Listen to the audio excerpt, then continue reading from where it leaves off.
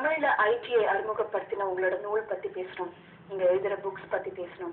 நீங்க என்னென்ன படிப்பீங்க, லிட்ரரி ஸ்டூடெண்டா நீங்க என்னென்ன புக்ஸ் வாசிப்பீங்கன்னு எல்லாம் பேசணும். இப்போ உங்க தாத்தாவோட புக்ஸ் பத்தி கூட கண்டிப்பா பேசணும். ஏன்னா இலக்கிய உலகத்திலேயே ஒரு நட்சத்திரமா இருந்த அகிலனோட நீங்க பேட்டி, அவரோட புக்ஸ், அவரோட ஒர்க்லயே ரொம்ப பிடிச்சமான விஷயங்கள் என்னது? அவரோட புக்ல எனக்கு ரொம்ப பிடிச்சது வந்து வேங்கையன் மைந்தன் தான். ஃபர்ஸ்ட் அது ஹிஸ்டாரிக்கல் நாவல்.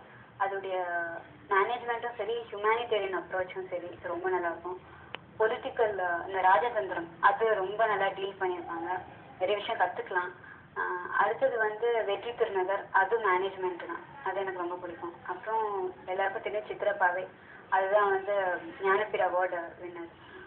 அந்த நாவலும் எனக்கு ரொம்ப பிடிக்கும். அதில் ஃபெமினிசம் வந்து ரொம்ப அந்த காலகட்டத்தில் ரொம்ப புதுமையாக டீல் பண்ணியிருக்காங்கன்னு தான் சொல்லணும். அந்த முடிவு ரொம்ப எல்லாருமே அப்ரிஷியேட் பண்ணுவாங்க, எனக்கும் பிடிக்கும் அது. அது மாதிரி அவரோட இதில் வந்து ஜென்ரலாக ஷார்ட் ஸ்டோரிஸ் ரொம்ப இம்ப்ரெசிவாக இருக்கும். இப்போ உங்களுடைய புக்ஸ் அப்படிங்கிறத பற்றி நம்ம நிறைய விஷயங்கள் பேசணும். எப்படி பிளான் பண்ணிக்கிறீங்க அப்படிங்கிறது. இதில் உங்களுக்கு இருக்கிற அந்த நெரேட்டிங் எபிலிட்டி பற்றி நான் தெரிஞ்சுக்கொண்டே இருக்கேன். அது ட்ராப்பாக நீங்கள் சொல்ல வந்த விஷயங்கள் அப்படிங்கிறதும், இதை வந்து இந்த இடத்துல தான் சொல்லணும், படிக்கிறவங்க அப்படி தான் ஈஸியாக உள்வாங்கிக்கணும் அப்படிங்கிற மாதிரி நீங்கள் உங்களுக்கு இருக்கிற அந்த நெரேட்டிங் எபிலிட்டியை பற்றி சொல்லுங்கள்.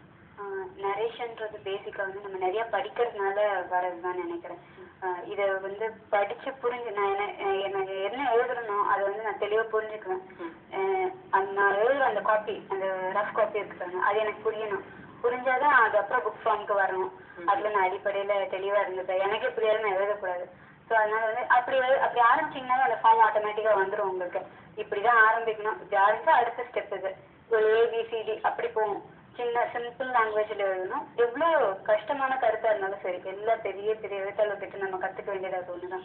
அவங்க வந்து பல கடினமான கருத்துக்களை ரொம்ப சுவையாக அதே சமயம் எளிமையாக சொல்கிறாங்க. அதில் ஒரு 10% நான் ஃபாலோ பண்ணாலும் புரிஞ்சிடும் மக்களுக்கு. ஏன்னா படிக்கிறவங்க ரொம்ப புத்திசாலிங்க. ஆனால் வந்து நம்ம எழுதும் போது குழப்பிடக்கூடாது இருந்தால் போதும். மேட்ரை அப்படியே தெளிவாக சொல்லணும். ஸோ